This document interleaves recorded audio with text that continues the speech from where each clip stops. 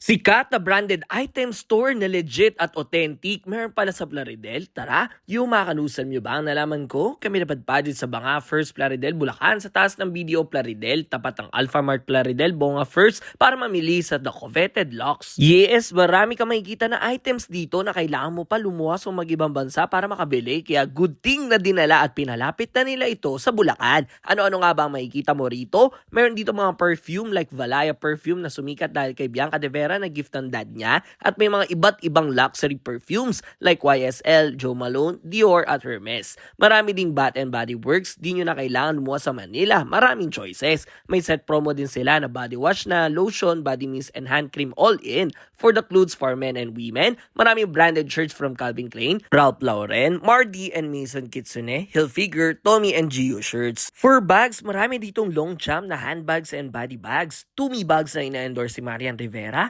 bags from Louis Vuitton, Hermes, Gucci, Dior, Saint Laurent, and Goyard, kaya di ka maubusan ng option ng design. Accessories meron din available like wallets, belts, watches, necklace, and eyeglasses. At iba't ibang products like skincare from Korea and Japan. Dagdag pa rito ang Royal Moldy products at may mga shoes, sandals from OnCloud, Dior, Hermes, and Yeezy. O diba, pwede mo sila i-message in advance kung meron kang design or item na gusto. FYI na may layaway din sila, and this is their modes of payment. This is their operating hours kung pupunta kayo, ha? O ano pa hinihintay nyo? Tara na at mag-shopping sa The Coveted Locks sa Plaridel, Bulacan. Let's go!